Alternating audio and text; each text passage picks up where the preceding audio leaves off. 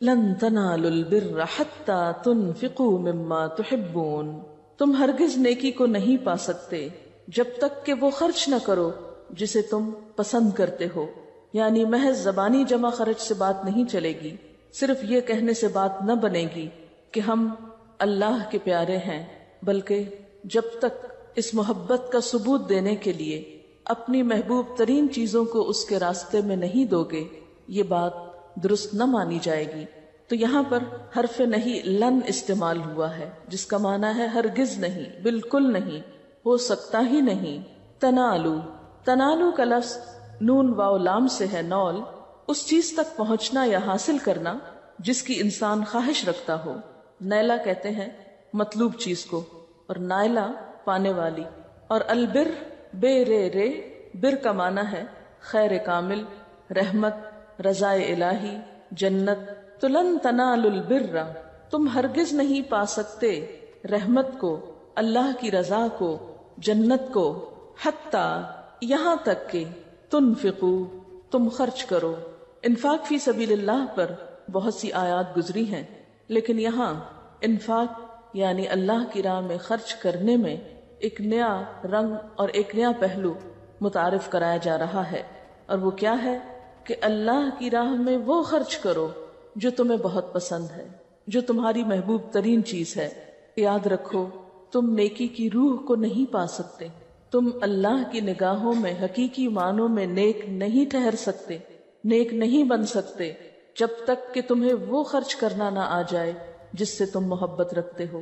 یعنی اپنی پسندیدہ ترین چیز کو اللہ کی راہ میں دے کر ہی اللہ سے محبت کے دعوے کو سچا قرار دے سکتے ہو. روایات میں آتا ہے کہ جب یہ آیت نازل ہوئی تو صحابہ کرام نے اپنی چیزوں کا جائزہ لیا اور جو کچھ سب سے زیادہ پیارا تھا اسے اللہ کی راہ میں خرچ کیا. تو لن تنالوا البر حتی تنفقوا مما تحبون، ہرگز نہیں تم پا سکتے نیکی کو. آپ یہ ذرا امیجن کریں کہ نیکی دور ہے کہیں، البر جو ہے نیکی یا جنت یا اللہ کی رضا یا اللہ کی خوشی اور اللہ کی رحمت، وہ رکھی ہے دور. کہیں امیجن کر لیں، اور آپ اس کو پانا چاہتے ہیں، اٹھانا چاہتے ہیں، لینا چاہتے ہیں، اس سے فائدہ اٹھانا چاہتے ہیں، اس کے نیچے آنا چاہتے ہیں، لیکن آپ کے راستے میں ایک بیریئر ہے. اور وہ بیریئر کیا ہے؟ آپ کی سب سے زیادہ پسندیدہ ترین چیز، محبوب ترین چیز. اللہ تعالیٰ نے ہمیں کیا بتایا؟ والذین آمنوا اشد حبا للہ، وہ لوگ جو ایمان لاتے ہیں اللہ کی محبت میں سب سے زیادہ شدید ہوتے ہیں. جن کے دل میں اللہ کی محبت پانے کی تڑپ ہوتی ہے، وہ اس بر تک پہنچنا چاہتے ہیں، وہ اپنے اس راستے کی محبوب ترین چیز کو بھی ہٹا دیتے ہیں تاکہ وہاں تک پہنچ سکیں، اس کو پا سکیں. اور انہیں ایسا کرنے میں کچھ بھی مشکل نہیں ہوتی. ہم سب بھی اپنے دلوں کا جائزہ لیں، اپنے دلوں کو ٹٹولیں اور کھنگالیں کہ اس میں سب سے زیادہ پیاری چیز کون سی ہے، اور کیا اس چیز کو میں اللہ کی محبت پانے کے لیے قربان کر سکتی ہوں. قربان کرنے کا مطلب کیا ہے؟ ایک تو یہ کہ وہ کسی کو دے دینا، جیسے مال وغیرہ. تو اس سے مراد صرف مال نہیں. یہ نہیں کہا کہ حتی تنفقوا من مالکم، یہ نہیں کہا گیا کہ تم اپنی بلانگنگز میں سے کچھ خرچ کرو. کیا کہا گیا ہے؟ لفظ کیا ہے؟ مما تحبون، اس میں سے جس سے تم محبت رکھتے ہو. یہ مال بھی ہو سکتا ہے، کوئی انسان بھی ہو سکتا ہے، اولاد بھی آپ کی ہو سکتی ہے، یا کوئی آپ کا شغل ہو سکتا ہے، کوئی ہابی ہو سکتی ہے، کوئی آپ کی دل پسند چیز ہو سکتی، کوئی ایکٹیویٹی ہو سکتی ہے، کوئی بھی چیز کہ جس سے آپ محبت رکھتے ہوں، جو کام بھی آپ کا بہت پسندیدہ ہو. اور پسندیدہ چیز سے مراد ضروری نہیں کہ کوئی بہت قیمتی چیز ہو، کہ مثلاً آپ کو اپنی ہیرو کی ایک انگوٹھی بہت پسند ہے تو آپ سمجھے کہ جب تک میں یہ قربان نہ کروں اس وقت تک اللہ کی محبت نہیں پا سکتی. تو یہ اس سے مراد نہیں. ہو سکتا ہے اس ہیرو کی انگوٹھی سے بڑھ کر کوئی اور چیز بھی آپ کو بہت پسند ہو. تو یہاں محبوب چیز کا مطالبہ کیا جا رہا ہے، قیمتی کا نہیں. اور بسا اوقات یہ بھی ہوتا ہے کہ جس انسان کے دل میں مال کی بہت محبت ہو، اس کے لیے مال ہی بہت قیمتی بھی اور پسندیدہ بھی ہو. تو ہم میں سے ہر شخص کو خود دیکھنا چاہیے. اور پھر آپ دیکھیے کہ اللہ تعالیٰ نے ہمیں ایسی آزمائش میں نہیں ڈالا کہ جس پر ہم پورے نہ اتر سکیں. یہ نہیں کہا گیا کہ جو کچھ پسند کرتے ہو سارے کا سارا ہی دے دو، بلکہ کیا کہا گیا؟ مما، اس میں سے جو. تو من یہاں بعض کے لیے ہے، یعنی اگر سارا نہیں اور بعض حصہ بھی دے دو گے، کچھ حصہ بھی دے دو گے، تو اس سے بھی اصل مقصود پورا ہو جائے گا۔ اب ایک بات یاد رکھیے کہ جب آپ کسی کو بھی اپنی پسندیدہ چیز دیتے ہیں تو دینے کے بعد کیا نہیں کرنا ہوتا؟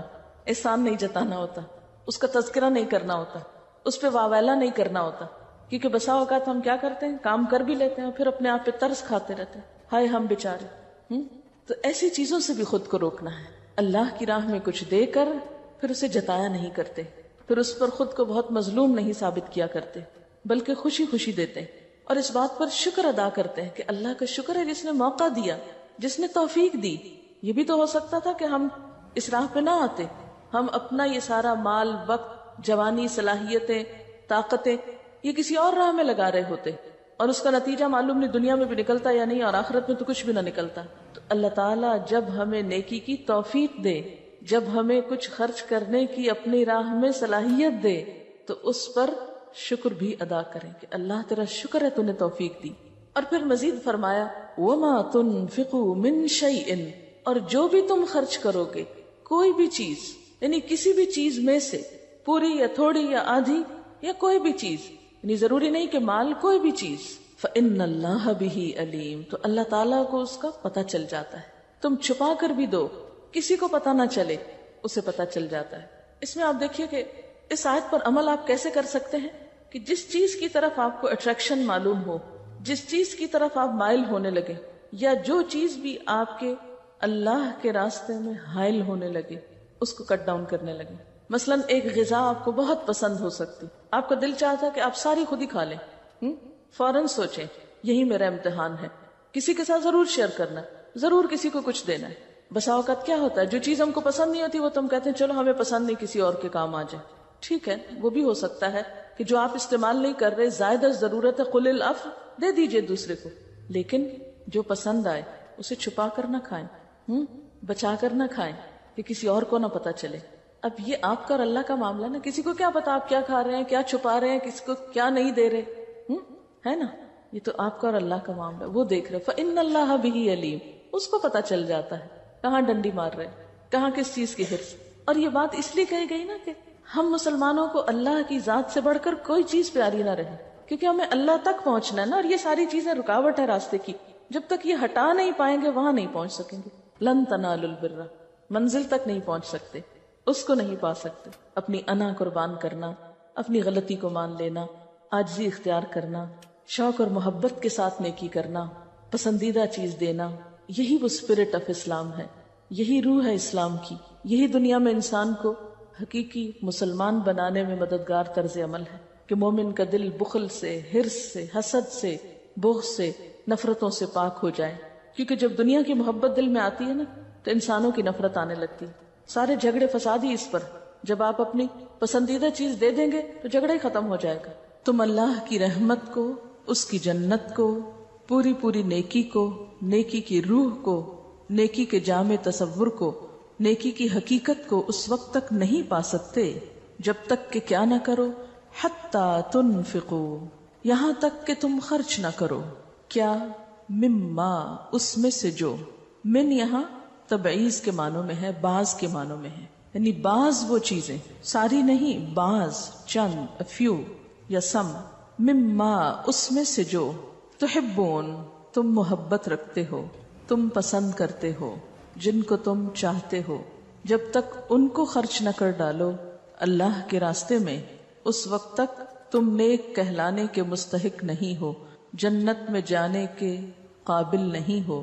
پھر انسان سوچتا ہے کہ کیا خرچ کرے، تو فرمایا وَمَا تُنْفِقُوا مِنْ شَيْءٍ، اور جو بھی تم خرچ کرو گے چیز میں سے، یعنی پوری چیز بھی نہیں، من شیئن، چیز میں سے، یعنی کچھ بھی چیز، کوئی بھی چیز، چیز کا کچھ بھی حصہ، تھوڑا یا زیادہ، فَإِنَّ اللَّهَ بِهِ علیم، تو بے شک اللہ اس کو جاننے والا ہے، اللہ کو سب پتا ہے کس نے کتنا، کیا، کب، کیسے، کن حالات میں خرچ کیا ہے۔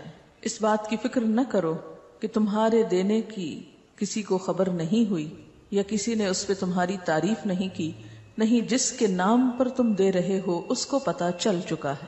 سب سے پہلی بات تو یہاں پر ہم کو یہ سمجھنی ہے کہ خرچ کرنے سے مراد کیا ہے۔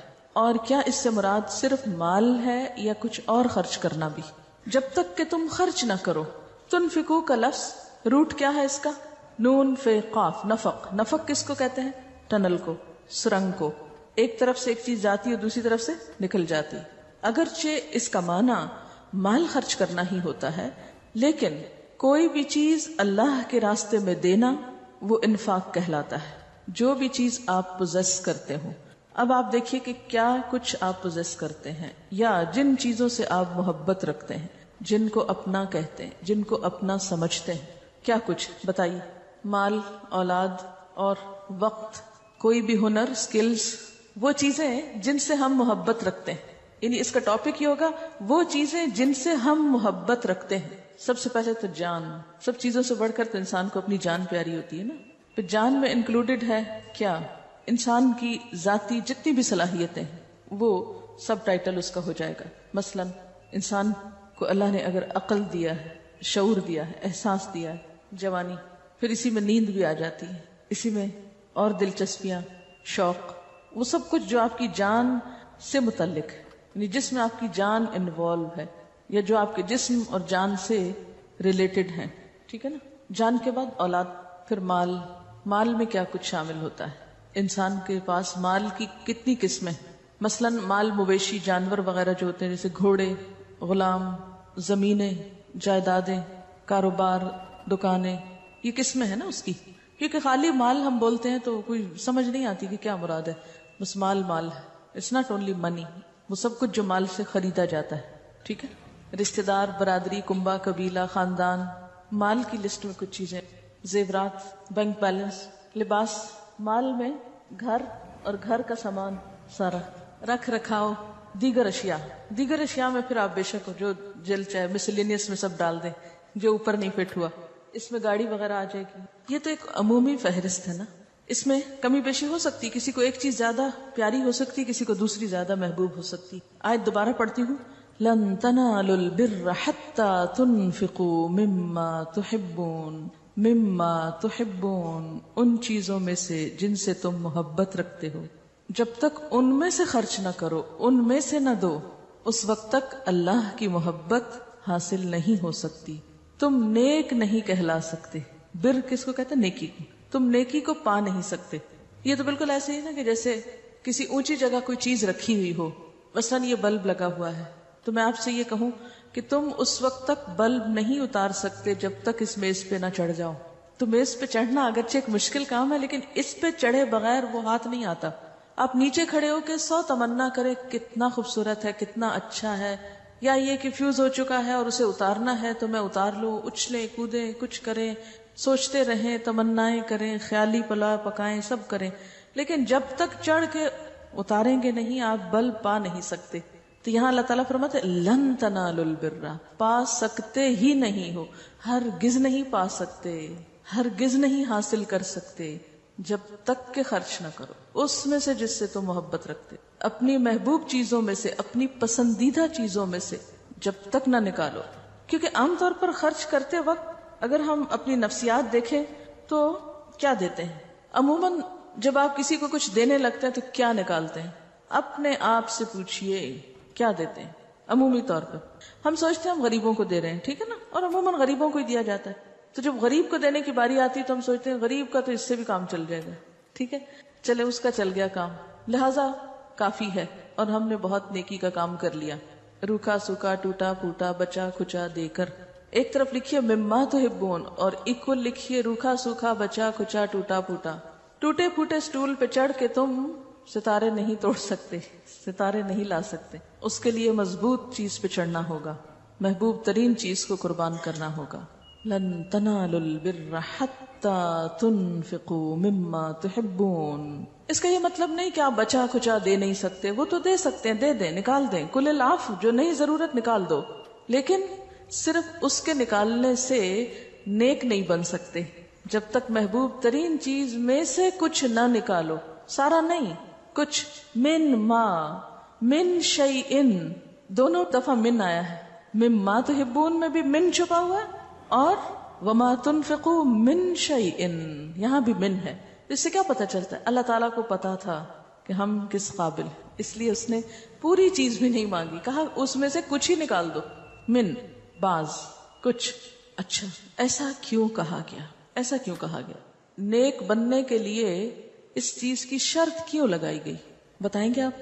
البر کو آپ دیکھیں نا کہ بر نہیں پکڑ سکتے، بر کو نہیں پا سکتے، تو بر پانے کے لیے کچھ قیمت دینی پڑے گی، بل پے کرنا پڑے گا، محبت کی قیمت چکانی پڑے گی.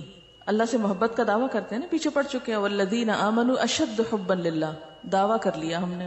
اس دعوے کو پار چڑھانے کے لیے اب کچھ خرچ کرنا ہوگا. اچھا آپ دیکھیے کہ جس سے بھی ہم محبت کرتے ہیں تو ہمارا رویہ کیا ہوتا ہے؟ ہم پھر اس کو اپنی ذات پر ترجیح دینے لگتے ہیں کہ نہیں. مثلا ماں اپنے بچے سے محبت کرتی تو پھر کیا کرتی؟ اپنی ذات پر اس کو ترجیح دیتی، یعنی خود سیکریفائس کر کے اسے کیا کرتی ہے؟ پریفرنس دیتی. خود نہیں سوتی، اس کو سلاتی رہتی ہے، جب تک وہ نہ سوئے خود نہیں سوتی، ہے نا. اسی طرح جب چھوٹے بچے ہوتے ہیں، جب خود نہیں کھا پی سکتے تو پہلے ماں اس کو کھلاتی، سلاتی، یہ کھا لے پھر میں آرام سے کھاؤں گی. وہ روتا ہے، سب کام چھوڑ دیتی، پہلے اس کو اٹینڈ کرتی. یہ سب کچھ کیوں؟ اس لیے کہ محبت ہے نا. ہم نے بھی اللہ سے محبت کا دعویٰ کیا، اب اللہ تعالیٰ ہمارا دل دیکھ رہے ہیں، ہمیں جانچ رہے ہیں، پرکھ رہے ہیں. کون؟ میرے نام پہ، میری خاطر، میری خوشی کے لیے ان چیزوں کو اپنے سے جدا کر سکتا ہے جو اس کو بہت پسند ہے، میری خاطر. کیونکہ ہر وہ چیز جس سے ہم محبت رکھتے ہیں نا، وہ ایک طرح سے اللہ کے مقابل آ جاتی ہے، پتہ ہے آپ کو. پھر اللہ تعالیٰ اس کو چھڑا کے دیکھتے ہیں کہ میری خاطر اس کو چھوڑ سکتا ہے کہ نہیں چھوڑ سکتا. آپ دیکھیں کہ نبی صلی اللہ علیہ وسلم اور صحابہ کرام سے کیا کچھ نہیں لیا گیا اس دعوے کو سچا بتانے کے لیے. کیا کچھ چھوڑا تھا انہوں نے؟ کیا کچھ چھوڑا تھا؟ خاندان چھوڑا تھا نا. کتنے ہی لوگ جب مسلمان ہوئے تھے تو انہیں خاندان چھوڑنا پڑا تھا، یا خاندان والوں نے ان کو چھوڑ دیا تھا. گھر، وطن. جب ہجرت کی تھی حضرت ام سلمہ، کیا چھوڑا تھا انہوں نے؟ شوہر، بچہ. کیوں جا رہی تھی ہجرت کر کے؟ اتنی ظالم ماں. ایسا بھی کیا اسلام ہے؟ حضرت آسیہ، حضرت ہاجرہ. اچھا ہم دیکھتے ہیں کہ اکثر لوگ حضرت عائشہ کو، حضرت خدیجہ کو، حضرت فاطمہ کو بہت آئیڈیلائز کرتے ہیں. میں حضرت ہاجرہ کو آئیڈیلائز کرتی، مجھے ان کی قربانی بہت بڑی لگتی. کس طرح ان کے شوہر نے کہا بچے کو لے کے اس صحرا میں، ہم نے چونکہ یہاں ایک اللہ کا گھر بنانا ہے اور یہاں حج کی جگہ بنے گی، اور بس تم رہو دونوں اور اس کو آباد کرو، بس دونوں رہو. کتنی بوریاں گندم چھوڑ کے آئے تھے، کیا کھانے کو چھوڑ کے آئے تھے، کیا چیزیں رکھ کے آئے تھے ان کے لیے. اگر وہ عورت قربانی نہیں کرتی، وہ کہتی نہیں میں نہیں رہ سکتی، جس کو مرضی رکھے، میں نہیں رہوں گی. وہ جگہ کس نے آباد کی؟ ایک عورت نے آباد کی. مکہ ایک عورت نے آباد کیا ہے، حضرت ہاجرہ نے، ایک چھوٹے سے بچے کے ساتھ. حضرت ابراہیم علیہ السلام کی شخصیت تو ایسی ہے کہ کہیں فلسطین میں ہے، کہیں مصر میں ہے، کہیں مکہ میں ہے، وہ تو گھوم پھر رہے ہیں. ایک عورت نے اس شہر میں بچے کو پالا، اسے بڑا کیا، وہاں اور قبیلے آ کے آباد ہوئے. تو اصل نیکی تو ان لوگوں کے حصے میں آئی نا، اللہ کی رحمتوں کے مستحق تو وہ. اسی لیے تو پھر آتا ہے وَعَلَىٰ آلِ ابراہیم. یہ کس کے اوپر درود جاتا ہے پتا آپ کو؟ کبھی سوچا؟ کبھی نہیں سوچا، سوال ہی پیدا نہیں ہوتا سوچا. اللہم صلی علی محمد وعلی آل محمد کما صلیت علی ابراہیم وعلی آل ابراہیم. آل کون ہے؟ یہ وہی تو ہے، یہی لوگ تو ہیں گھر والے. آل گھر والوں کو کہتے ہیں نا. کبھی درود بھیجتے ہوئے خیال بھی آیا کہ ان کی آل کا بھی ذکر ہو رہا ہے. ایسے ہی نیکی اور رحمتیں ملتی ہیں. البر، نیکی، رحمت، یہ رحمت کی دعائیں قربانیوں کی وجہ سے ملتی ہیں. لن تنالوا البر حتى تنفقوا مما تحبون. تو آپ خود اپنا انالیسس کر سکتے ہیں کہ پارشلی یا فلی یا فار سم ٹائم یا فار ایور، کتنے عرصے کے لیے کیا کتنا قربان کر سکتا ہوں. یہ نہیں کہا کہ یہ آپ دیکھیے پھر دہرا رہی ہوں کہ یہ نہیں کہا سب کچھ دے دو، یہ نہیں کہا. اللہ تعالیٰ کو پتا تو ہم کر ہی نہیں سکتے، دے ہی نہیں سکتے، مر جائیں گے ہم تو خود بھی. کیونکہ احترت الانفس الشح، دلوں میں شح، بخل تو بھرا ہوا ہے نا، ہرس تو بھری ہوئی ہے. کیسے کر سکتے؟ کر ہی نہیں سکتے. ہم تو جس چیز کو پوزیس کرتے ہیں، اون کرتے ہیں، پھر کہتے ہیں خبردار جو کہ ہاتھ بھی لگائے اس کو. کچھ تو دے دو اس کی محبت کے لیے، کچھ تو قربان کرو اگر بڑے درجے چاہتے ہو. اس سے مراد یہ بھی نہیں کہ بہت بڑی اماؤنٹ ہو، بہت بڑی چیز ہو، بہت ہیوج ہو کچھ تو ہم کہ یہ دیا تو اب ہم نے کچھ کیا. یہ نہیں مراد. چاہے چھوٹی سی چیز ہو، چھوٹی سی، اور بڑی نصیب ہو تو بڑی. مثلا انصار میں حضرت ابو طلحہ رضی اللہ تعالیٰ عنہ کے سب سے زیادہ باغ تھے، زمیندار تھے. یعنی ان میں سے بیرحا کا باغ آپ کو سب سے زیادہ محبوب تھا. یہ مسجد نبوی صلی اللہ علیہ وسلم کے سامنے تھا. اب بھی کبھی آپ جائیں تو آپ دیکھیں سڑک پار کر کے سامنے والی سائڈ پہ جو جگہ ہے وہاں پر تھا. آپ اس باغ میں جایا کرتے تھے, وہاں کا عمدہ اور میٹھا پانی پیا کرتے تھے. کوئی باغ اچھا اسی وقت ہوتا ہے جب اس کا پانی اچھا ہوتا ہے, تو آپ پانی پینے جاتے. جب یہ آیت نازل ہوئی تو ابو طلحہ نے حضور صلی اللہ علیہ وسلم سے عرض کیا کہ میری ساری جائیداد میں سے بیرہا کا باغ مجھے بہت پیارا ہے, میں اس باغ کو اللہ کی راہ میں صدقہ کرتا ہوں اور اس سے ثواب اور اللہ کے ہاں ذخیرے کی امید رکھتا ہوں. آپ جہاں مناسب سمجھیں اسے استعمال کریں. آپ صلی اللہ علیہ وسلم نے فرمایا بہت خوب, یہ مال تو بالآخر فنا ہونے والا ہے, یہ تو چلا ہی جائے گا, تم خود نہیں دو گے, لے لیا جائے گا ایک دن. ایک دوسری روایت میں ہے کہ مال تو بہت نفع دینے والا ہے, یعنی ایک اور روایت کے الفاظ کیا کہتے ہیں کہ بہت ہی نفع مند باغ ہے, اس سے تو اتنا پھل لاتا ہے. ایک ہوتا نا ایک پیس آف لینڈ, مگر اس سے کچھ اگتا نہیں, کچھ بنا نہیں, کچھ نہیں, بس پیس آف لینڈ ہے. مگر یہ تو اگا ہوا باغ ہے, اس کی قدر تو اس سے پوچھیں جس کسی کا باغ ہو اور پھلدار باغ ہو. پھر فرمایا اچھا تم ایسا کرو, اپنے غریب رشتہ داروں میں بانٹ دو. ابو طلحہ کہنے لگے بہت خوب یا رسول اللہ صلی اللہ علیہ وسلم, میں ایسا ہی کرتا ہوں, آپ جیسے کہیں گے ویسے ہی کر دوں گا. چنانچہ یہ باغ حضرت ابو طلحہ نے اپنے رشتہ داروں اور چچا زاد بھائیوں میں بانٹ دیا. ان رشتوں کو دینا اور مشکل ہوتا ہے, غریبوں کو دینا پھر آسان ہوتا ہے, کیونکہ ان سے ایک ہڈن جیلسی بھی ہوتی ہے. اچھا وہ کیا کر رہے ہیں, آگے نکل رہے ہیں, ہم سے پیچھے ہیں, ایک مقابلہ کمپٹیشن ہوتا ہے ان رشتوں سے. تو عموماً دنیا بھر ہم سے آگے نکل جائے ہمیں کوئی پرواہ نہیں, لیکن اگر چچا زاد اور خالہ زاد اور پھپھی زاد آگے نکلے تو ہم بہت پریشان, وہ ہم سے آگے نہ نکلے, ان کو تو پیچھے ہی رہنا چاہیے. اور عموماً یہ خواتین ہی ہوتی ہیں جو گھروں میں ایسے کمپٹیشن رکھتی ہیں, میرا بچہ ایسے اور فلانے کا ایسے اور اس کا ایسے اور اس کا. وہ دیورانیاں جٹھانیوں کے آپس میں نہیں بنتی نا, پھر وہ اس طرح کاٹتی بچوں کے دلوں میں اس طرح کے مقابلے پیدا کر کے, نفرتیں اور عداوتیں بو کر. تو چونکہ اللہ کی محبت میں محبوب ترین چیز دینا اور دینا اس کو جس کو دے کر خوشی نہ ہو, لیکن جب اللہ کے لیے دینا ہو تو بس دے دیا, اللہ کو دے دیا نا, کوئی بھی لے جائے, ہمیں اس سے کیا کون لے جائے, ہمیں تو اس کے بدلے میں اللہ کی محبت چاہیے, اس کی رضا چاہیے, وہ مل گئی تو سب کچھ مل گیا, اور یہ تو بالآخر فنا ہونے والا ہی ہے. اسی طرح کچھ اور روایات میں آتا ہے کہ اس کے بعد ہر صحابی نے کچھ نہ کچھ ضرور نکالا, خواہ چھوٹی سی چیز تھی. حضرت زید کو اپنا ایک گھوڑا بہت پسند تھا, تو انہوں نے وہ لا کر حضور صلی اللہ علیہ وسلم کو دیا کہ میرا یہ گھوڑا مجھے بہت عزیز ہے, آپ اس کو اللہ کی راہ میں جہاں چاہیں استعمال کریں. تو آپ صلی اللہ علیہ وسلم نے کیا کیا, حضرت اسامہ کو بلایا اور اس کو اس پہ سوار کر دیا. کہنے لگے اللہ کے رسول صلی اللہ علیہ وسلم, میں نے تو اللہ کے راستے میں دیا, فرمایا تمہارا قبول ہو گیا, تم نے مجھے کہا نا جو چاہوں کرو, لے جاؤ. اصل میں اللہ تعالیٰ محتاج نہیں ہے, نہ اسے چیزیں چاہیے کسی کی, وہ تو یہ دیکھتا ہے کہ دل کیا ہے, وہ تو دل دیکھنا چاہتا ہے. حضرت عبداللہ بن عمر کی ایک لونڈی تھی, انہوں نے اس کو آزاد کر دیا. وہ کہتے ہیں کہ اب بھی میرے دل میں اس کے لیے اتنی محبت ہے کہ اگر کوئی چیز دے کر نکاح کی بھی اجازت ہوتی تو میں اس سے دوبارہ نکاح ہی کر لیتا, کیونکہ آزاد کر کے لونڈی کو نکاح ہو سکتا ہے نا. اسی طرح اور بھی واقعات ملتے ہیں. دراصل یہ عمل کیا ہے, اللہ کے ساتھ اپنی محبت کو سچا بتانے کا, کہ اللہ تعالیٰ آپ نے کہا میں نے کر لیا, اس لیے کر لیا کہ آپ سے بڑھ کر مجھے کوئی بھی چیز عزیز نہیں, آپ چاہیں تو میں کسی بھی چیز کو چھوڑ سکتا ہوں. ہم سب کو بنیادی طور پر اللہ تعالیٰ نے بنایا کس لیے ہے. جب ہمارے ذہن میں یہ چیز واضح ہو جائے گی تو ہماری ہر چیز اپنی جگہ پر آ جائے گی.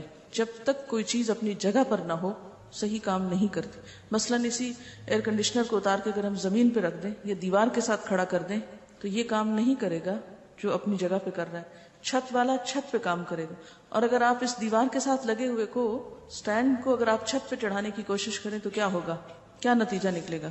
اگر ٹیوب لائٹس آپ چھت سے اتار کے ستونوں کے ساتھ لگا دیں کیا ہوگا, روشنی اس طرح نہیں ملے گی. آپ صلی اللہ علیہ وسلم ایک خطبہ دے رہے تھے تو 3 لوگ اندر آئے, تو ان تینوں نے کیا کیا تھا, تینوں کا طرز عمل مختلف تھا.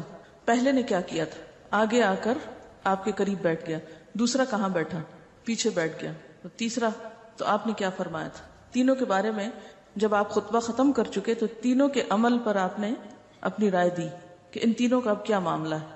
یہ جتنی بھی باتیں ہم نے کی ہیں سنی سب نے ہیں, عمل سب کا مختلف ہوگا, اس لیے انجام بھی ہر ایک کا الگ الگ ہوگا.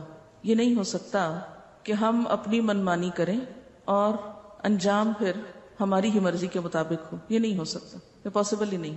وہ وہی ہوگا جو آپ کر رہے ہیں. تو اس لیے اپنے کرنے پر غور و فکر کی ضرورت ہے, کیونکہ آج تک ہمیں یہی سمجھ نہیں آتی کہ ہمیں کرنا کیا ہے اور کیسے کرنا ہے, یا ہمارا مقام کیا ہے, یا ہماری زندگی کا مقصد کیا ہے, یا اللہ نے ہمیں اس پلانٹ پہ اتارا کیوں ہے, اس دنیا میں بھیجا کیوں. جب تک یہ مقصد سمجھ نہیں آئے گا کوئی بھی ایفرٹ آپ کی صحیح ڈائریکشن پر ہوگی نہیں. اور جس پہیے کی ڈائریکشن صحیح نہ ہو، چاہے وہ کتنا ہی چل رہا ہو، وہ گاڑی کسی منزل پہ نہیں پہنچتی. جس کا پہیہ تو چل رہا ہو لیکن صحیح ڈائریکشن پہ نہ چل رہا ہو. ہم سب کی زندگی کا مقصد جس نے ہمیں بنایا اسی نے بتا دیا کہ وَمَا خَلَقْتُ الْجِنَّ وَالْإِنسَ إِلَّا لِيَعْبُدُونِ، میں نے جن و انس کو اس لیے بنایا ہے کہ وہ میری عبادت کرے. لہٰذا ہماری زندگی کا مقصد کیا ہے؟ کیا مقصد ہے؟ عبادت ہے. اللہ کی عبادت، اس کی رضا، اس کی اطاعت، اس کی بندگی، اس کی پرستش، اس کی یاد. تو اس کا مطلب ہے کہ ہم ہر وقت عبادت کیا کریں، مسجد میں بیٹھے رہا کریں، نہ کچھ کھائیں، نہ پیئیں، نہ سوئیں، نہ کسی سے ملیں، نہ جلیں، نہ خرید و فروخت کریں، نہ شادی کریں، نہ بچے پیدا کریں، نہ ان کو پالیں، نہ پڑھائیں، نہ اسے کسی ٹھکانے لگائیں ان کو، بس عبادت کیا کریں. اسی لیے بنایا گیا ہم کو. یہ کام کون کر رہا ہے؟ فرشتے کر رہے ہیں. ہمیں اس لیے نہیں بنایا گیا. پھر کیا اس بات میں کنٹراڈکشن نہیں کہ ابھی تو کہا جا رہا ہے کہ عبادت کے لیے بنایا گیا اور پھر کہا جا رہا ہے کہ یہ بھی نہیں صرف کرتے رہنا، کچھ اور بھی کرنا ہے. عبادت کا مقصد صرف نماز اور تسبیح نہیں. عبادت دوسرے طریقوں سے بھی ہو سکتی ہے. یعنی عبادت کے دو طریقے ہو سکتے ہیں، ٹھیک ہے. لیکن اس کے ساتھ ایک اور چیز بھی بڑی اہم ہے. زندگی میں کیا مقصد کے علاوہ کوئی اور چیز بھی ہے؟ کیا ہماری زندگی میں مقصد کے علاوہ کوئی اور چیز بھی ہے کہ کوئی نہیں؟ ضروریات، کچھ ہماری ضرورتیں بھی ہیں، مثلاً کھانا پینا، شادی بیاہ، کام کاروبار، سیر تفریح، یہ سب کیا ہے؟ ضرورت ہے ہماری یا نہیں؟ دنیا میں جینے کے لیے ہماری کچھ ضروریات ہیں، ان کو پورا کرنا بھی ضروری ہے. ان کے بغیر ہم جی نہیں سکتے. وہ زندگی کا ایک حصہ ہیں. ان کو نکال دیں تو انسان باقی نہیں رہتا. تو انسان کو ضروریات بھی پوری کرنی ہے لیکن ساتھ ہی اپنی زندگی کا مقصد بھی پورا کرنا ہے. مثلاً مقصد تو عبادت ہے اور ضروریات کھانا پینا ہے. ہماری مشکل کیا ہے؟ ہم کس کنفیوژن کا شکار ہیں؟ ہم کہاں غلطی کر رہے ہیں؟ ہم نے ضروریات کو مقصد زندگی بنا لیا ہے. ہم نے ضروریات کو کیا بنا لیا؟ زندگی کا مقصد. کوئی کھانے کے لیے جی رہا ہے تو کوئی شادی کے انتظار میں جی رہا ہے، کسی کے ذہن پہ کاروبار کی دھن سوار ہے، کوئی سیر و تفریح کو اپنی زندگی کا مقصد بنائے ہوئے. ضروریات جب حد سے بڑھتی ہیں تو اس میں ایک اور چیز شامل ہو جاتی ہے اور وہ ہے خواہشات. کچھ چیزیں ضرورت ہیں اور کچھ چیزیں خواہشات ہیں. اب آپ دیکھیں کہ ہماری مشکل اس وقت شروع ہوتی ہے جب ہم مقصد اور ضرورت میں بیلنس نہیں رکھتے، یا مقصد اور ضرورت میں بیلنس کے نہ رکھنے کے علاوہ خواہشات کا شکار ہو جاتے ہیں. جب ہم خواہشات کا شکار ہوتے ہیں تو ہم اپنی بسا اوقات ضروریات سے بھی غافل ہو جاتے ہیں اور عبادت سے تو بالکل ہی بے نیاز ہو جاتے ہیں. اسی لیے کہا نا لا تتبع الهوى فيضلك عن سبيل اللہ. اچھا، اب سوال میرا یہ ہے کہ کیا مقصد اور ضرورت میں کوئی باہمی ٹکراؤ ہے؟ کیا یہ ایک دوسرے کو کاٹتے؟ نہیں کاٹتے. مقصد اور ضرورت میں باہم کوئی تضاد نہیں، کوئی کنٹراڈکشن نہیں. یہ دونوں ایک دوسرے کو کاٹنے والے نہیں. ہم مقصد اور ضرورت دونوں کو ساتھ لے کر چل سکتے ہیں. اور دونوں کو ساتھ لے کر چلنے کے لیے دو چیزیں ضروری ہیں. ایک تو نیت. جب ضروریات میں بھی نیت اچھی ہو تو وہ بھی انڈائریکٹلی عبادت ہو جاتی ہے. ٹھیک ہے، یعنی جب ضروریات ہم اپنے مقصد کی تکمیل کے لیے پوری کریں گے. اور کھانا کیوں کھائیں گے؟ کہ ہمارے مقصد میں فائدہ ہوتا ہے، اصل مقصد پورا ہوتا ہے. پہننے کی کیوں؟ اس لیے کہ مقصد پورا ہوتا ہے. تو مجھے بتائیے کہ کیا ضرورت کو مقصد کے تابع ہونا چاہیے یا مقصد کو ضرورت کے تابع؟ پرائرٹی کس کی؟ ضرورت کو مقصد کے تابع ہونا چاہیے. ہمارا جو مقصد ہے زندگی کا اس کو ضرورتوں کے تابع نہیں ہونا چاہیے کہ ضرورت پوری ہوگی تو مقصد بھی پورا کر لیں گے، نہیں تو بھول جائیں گے اس کو. ان دونوں میں کوئی تضاد نہیں، دونوں ساتھ ساتھ ہیں. بلکہ ضروریات کو اچھی طریقے، اچھی نیت سے پورا کیا جائے تو وہ بھی عبادت ہے. یعنی عبادت کے دو معنی آپ کر سکتے ہیں. ایک تو اس کا اصطلاحی معنی جس کو کہا ہی عبادت گیا ہے، ٹھیک ہے، جس کا نام ہی عبادت ہے، مثلا نماز روزہ وغیرہ، وہ تو ڈائریکٹ عبادت ہے. اور دوسرے کیا ہیں؟ انڈائریکٹ عبادات جو ضروریات کی تکمیل سے ہوتی. ہاں، ضروریات کی تکمیل کے بعد جب ہم کثرت خواہشات کا شکار ہوتے ہیں تو وہ ہمیں مقصد سے دور لے جاتی. یعنی خواہشات کی تکمیل انسان کو مقصد سے دور لے جانے لگتی. اس لیے خواہشات کی تکمیل میں بہت محتاط ہونے کی ضرورت ہے.